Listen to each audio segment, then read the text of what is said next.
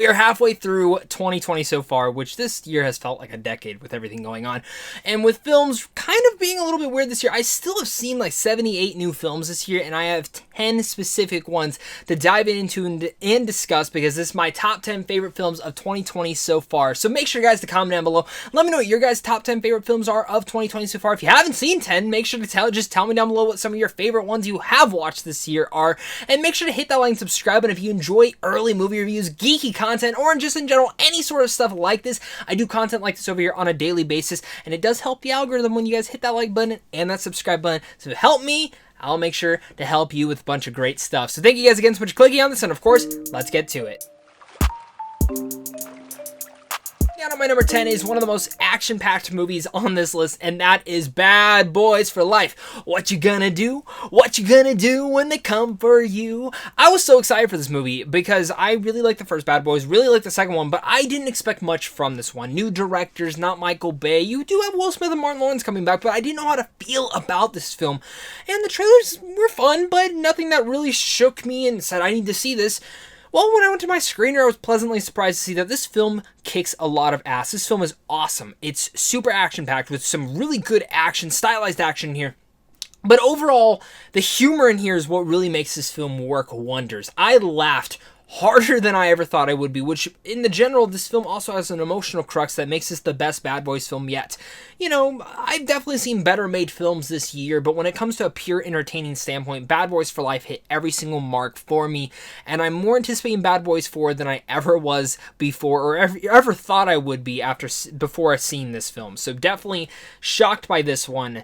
And I'm really surprised to say that this is the best Bad Boys film yet. But coming in at my number 9 is a film that many people thought were boring. I thought it was actually quite fun, and is one that has stuck with me, especially through the last 2 rewatches I've done with my family, and that is Birds of Prey, or The Fantabulous Emancipation of One Harley Quinn. I seem to be in the minority on this when it comes to a lot of people, but I think this film is very clever, very stylized, and very different. It feels like Pulp Fiction mixed with Deadpool, but also splicing in its own knit of humor in there. And plus, the action scenes in here were just greatly choreographed. This is a film that, again, I don't know what it is about it, but it really just works for me in the way that it touches on relationships and in the way that it touches on all these different kick-ass female comic book heroes, or villains, may you per se, but I really love it. And this film definitively said to me that, you know, we have Robert Downey Jr. as Iron Man, we've had Hugh Jackman as Wolverine, and those roles will be so irreplaceable. But I'm ready to say Margot Robbie is irreplaceable as Harley Quinn. I cannot imagine someone else taking on this role. I think she's phenomenal in the role, and I can't wait to see what she does next as this role in Harley Quinn in the next Suicide Squad film, or whatever film we get next that Harley Quinn decides to jump right into. Coming in at my number 8 is one of the most surprising films I've seen this year. I saw it back at Sundance, and it's called Possessor. It's directed by Brandon Cronenberg, which you guys all know his father. And yeah, Possessor was one of my most anticipated films at the festival, and I gotta say, first time walking out of it, didn't like it at all. Well, I liked the elements, but I thought it was very gross and a little bit too much. But then the next day I woke up and I said, I can't get this film out of my head.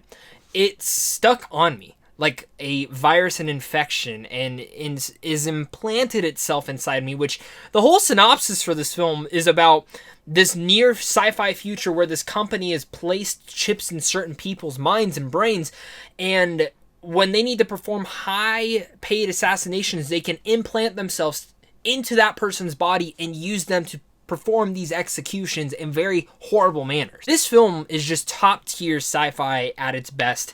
It's gross, it's disgusting, it has a lot of bloody action, but it's very mutilated altogether to really not just make it a sci-fi film, but also a horror film, and one that will stick with you to the very, very end, and you will keep thinking about this film until today.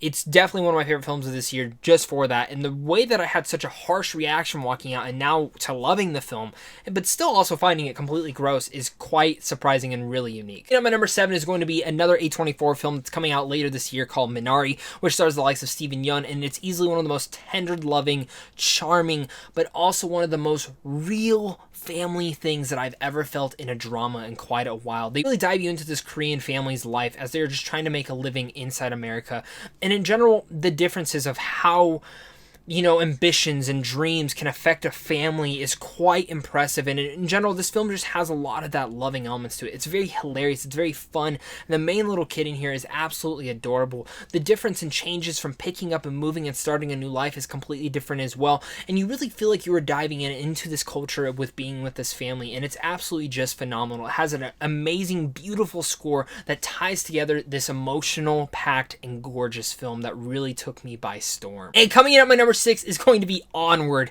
I love this film, and I'm ready to say this might be the most underrated Pixar film yet. It's a film that carries heavy emotion in it, but also a very fun and fantasy right element as well through it all. The mythology, the world they build up in here is absolutely great, and I would love to see Pixar take this onto Disney Plus and perform different shows or touch onto these two characters that I absolutely love with Tom Holland and Chris Pratt, who do such wonders with the voice capturing and the voice performance. But really the main thing that really works for this film is the direction from Dan Scallion, who did a really good job of Monsters University, but I think Onward is his best film yet. And really, Onward, I think, is probably one of Pixar's most underrated films, and will go down as that because of everything going about in this world. It's a film that, I wasn't excited for when it was announced, but once I saw the first concept and heard the concept that these two guys are going on a magical quest to get a jewel that can bring their dad back for one last day, and one of them never even got to spend time with him. That emotional crux, can bring a lot to everyone, and this film filled me with emotions. It brought tears to my eyes, and especially with the brother storyline in here, it's absolutely just great. There's some comedic great moments in here where you're laughing, and there's moments where you'll have tears in your eyes. I just loved Onward to death, and I can't wait to watch it again. Before I get to my top 5, guys, make sure to leave your comment down below. What is your top 10 favorite films of 2020 so far? Are you guys enjoying this list so far? Let me know down below as well. What are you most excited for that you haven't seen on this list? Let's talk about it, as well as hit that like and subscribe button. It helps the algorithm, helps me out, and you guys get a bunch of geeky content along with it. So hit that button, guys. Do not forget about that. Head on over to Sam Sean Films on how to see films early as well. And just a big thank you to you and a big thank you to my Patreon supporters, because without you, I wouldn't be able to do this. But we do have some honorable mentions to talk about, which we have The Old Guard, which just came out on Netflix as well, King of Staten Island, Beastie Boys Story, Spree, The Way Back, Big Time Adolescence, The Father, Zola, Sylvie's Love, Run Sweetheart Run, VFW, and of course, Bad Education. Great movies. All as well. Didn't make my top 10 list, but they were honorable mentions nonetheless. Coming down at my number 5 is going to be one of the most stylish and most satisfying films I've watched all year long, and that is Promising Young Woman. The Carey Mulligan can do no wrong. She's such an underrated actress when it comes to performances, but I was so excited to see this film because of all the hype built up when I saw it at Sundance. It was one of the last films I saw at Sundance, went to see it, and I sat down and I said, holy crap, this movie's awesome. The thing about this movie is, while it carries an amazing performance from Carey Mulligan, probably one of the best performances of 2020 so far, the thing that really stood out to me the most in this film was how satisfying this film has, and how you think it's going one place, and it might go there, but the hard left turns this film takes are absolutely disgusting, are absolutely terrifying, and really bring a whole sense of new layer to stuff that's going on in our world, and in general how guys treat women. And this kind of feels like a horror film at the same time of just being a very thrilling film at the same time.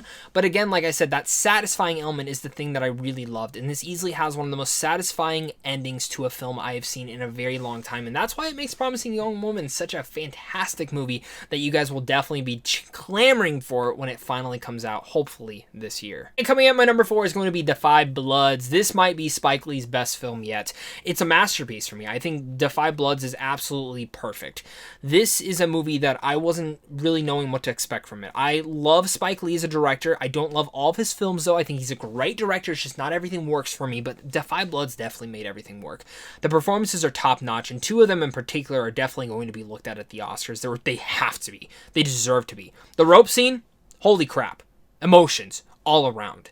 This is a film that mixes drama and issues so well as packed into an emotional story about brothers who are going back to Vietnam to get the gold they buried back during the Vietnam War.